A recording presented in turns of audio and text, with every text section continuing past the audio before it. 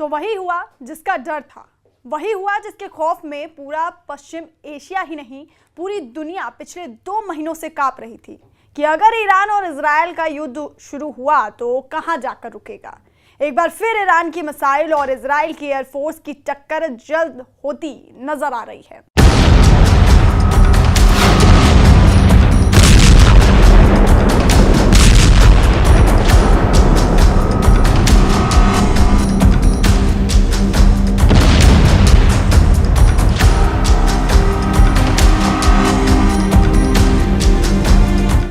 नमस्कार, आप देख रहे हैं न्यूज़ 18 का डिजिटल प्लेटफॉर्म। मैं हूं आपके साथ Vaishnavi Dwivedi.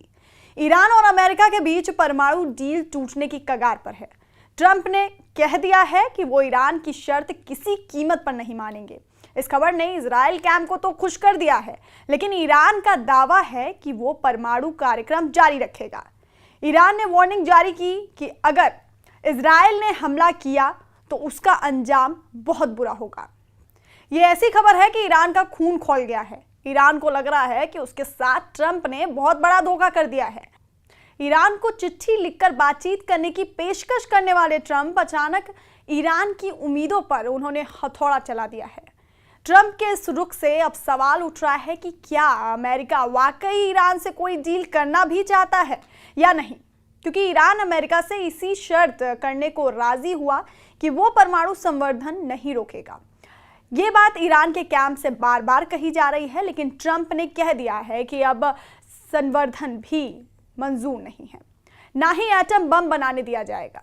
ما پاسخ خودمون رو و پاسخ مناسب رو به زودی خواهیم داد. پاسخی که مبتنی بر اصول جمهوری اسلامی ایران، منافع ملی مردم ایران و حقوق مردم ایران هست. و مسلماً هیچ توافقی وجود نخواهد داشت مگر اینکه به غنیسازی در ایران و ادامه غنیسازی احترام گذاشته بشه و غنیسازی ادامه پیدا بکنه. I think we have a chance of making a deal with Iran also. They don't want to be blown up. They would rather make a deal. And I think that could happen in the not too distant future. That would be a great thing if we could have a deal without bombs being dropped all over the Middle East. That would be a very good thing. They can't have a nuclear weapon. We want them to be safe. We want them to have a very, very successful nation. Let it be a great nation, but we can't have them. They cannot have a nuclear weapon. Iran को लेकर Trump के U turn को पूरी दुनिया देख रही है और यही इस वक्त पूरी दुनिया में हेडलाइन है, जबकि ईरान के तेवर बता रहे हैं कि किसी भी समझौते पर बात होना मुश्किल है। ईरान ने संवर्धन का मुद्दा अपनी संप्रभुता से जोड़ा हुआ है और वो अमेरिका की किसी भी नाजायज मांग के आगे नहीं झुकेगा, फिर चाहे इसके लिए युद्ध की नौबत क्यों ना आ जाए। هیچ متنی که متضمن خواسته‌های رادیکال و حداکثری باشه و حقوق و منافع حقیقی مردم ایران رو نادیده بگیره قطعاً با واکنش مثبت ما مواجه نخواهد شد. من تصور نمی کنم که اسرائیل چنین اشتباهی رو مرتکب بشه، چرا که در صورت چنین اشتباهی اون کسی که بیشتر از همه افسوس خواهد خورد و متاسف خواهد شد خود اسرائیل خواهد بود.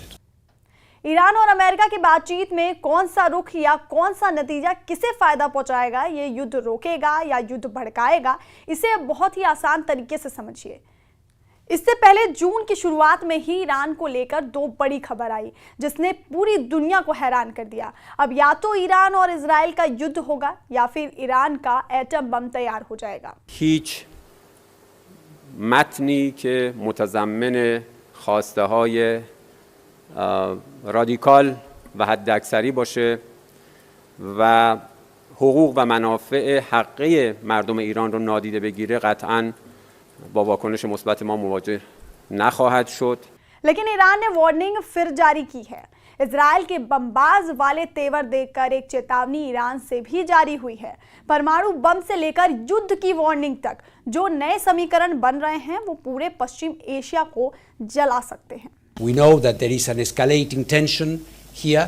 On Saturday, I issued a comprehensive report detailing some of the areas where there's a need to get more transparency. But in parallel with that, and very importantly, there is a negotiation. Iran को लेकर बड़ी खबर अंतर्राष्ट्रीय परमाणु ऊर्जा agency IAEA की तरफ से आई है और उसे ईरान ने खारिज भी कर दिया है। IAEA की एक सीक्रेट रिपोर्ट में दावा किया गया है कि ईरान ने मिलिट्री ग्रेड यानी 60% तक शुद्ध यूरेनियम का स्टॉक बढ़ा लिया है। संवर्धित यूरेनियम का ये लेवल परमाणु हथियार बनाने के बेहद करीब माना जाता है। ईरान ने इस दावे को झूठ का पुलिंदा करार दिया है। इसी रिपोर्ट को लेकर यूरोप में ईरान के खिलाफ आर्थिक प्रतिबंध लगाने की बात चल रही है। ईरान ने कहा है यूरोप ने अगर ऐसी कोई गलती की तो नतीजे बहुत बुरे होंगे। در خصوص اسنپبک من امیدوار هستم که کشورهای اروپایی چنین اشتباهی را مرتکب نشن. این یک سیاست غلط خواهد بود و به بحران‌های موجود فقط بحران‌های بیشتری رو اضافه می‌کنه. ईरान ने IAEA की रिपोर्ट को खारिज कर दिया, लेकिन गौर करने वाली बात यह है कि IAEA की गोपनीय रिपोर्ट ऐसे वक्त आई है जब अमेरिका और ईरान के बीच परमाणु समझौते को लेकर बातचीत चल रही है। कहा जा रहा है कि यूरेनियम संवर्धन को लेकर इसी रिपोर्ट ने डोनाल्ड ट्रंप का मूड खराब कर दिया है। ट्रंप इस वक्त सब कुछ अपनी शर्तों पर कर रहे हैं, चाहे वो टैरिफ हो, यूक्रेन हो, गाजा हो या फिर ईरान और इजराइल के बीच मंडराते युद्ध वाले बादल। ट्रंप ने बहुत साफ साफ मैसेज दे दिया है। हालांकि ट्रंप ने माना था कि अगले 2 हफ्तों में ईरान के परमाणु कार्यक्रम को लेकर कोई अच्छा नतीजा निकल सकता है, लेकिन अब उनके यूटर्न ने ईरान से चल रही बातचीत में बड़ी खटास फैला दी है। पिछले 2 महीनों में दुनिया ने डिएगो गार्सिया में अमेरिका के स्टेल्थ B-2 बॉम्बर भी देखे हैं। ईरान के आसपास अमेरिका का बैटल ग्रुप B देखा गया है और अब ट्रंप के संवर्धन वाले नए रुख ने बता दिया है कि ईरान के खिलाफ किसी भी वक्त कोई फैसला लिया जा सकता है।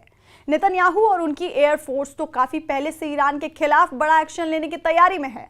उन्हें तो बस ट्रंप के ऑर्डर का इंतजार है। ईरान को लेकर ट्रंप के जज्बात अचानक बदल गए हैं और अब लग रहा है कि ईरान के खिलाफ इजराइल अपना एक्शन प्लान किसी भी वक्त एक्टिव कर सकता है। ולכן אני רוצה להגיד לכם גם כמה מילים על איראן. אני מחויב למנוע מאיראן נשק גרעיני. אני לא מוותר על זה, אני לא מרפה מזה, ואני לא נסוג מזה. לא מילימטר. देखा जाए तो हर 24 घंटों में ईरान के खिलाफ अमेरिका और इजराइल की टक्कर नए नए मोड़ ले रही है। ईरान ने युद्ध की तैयारी पूरी कर ली है।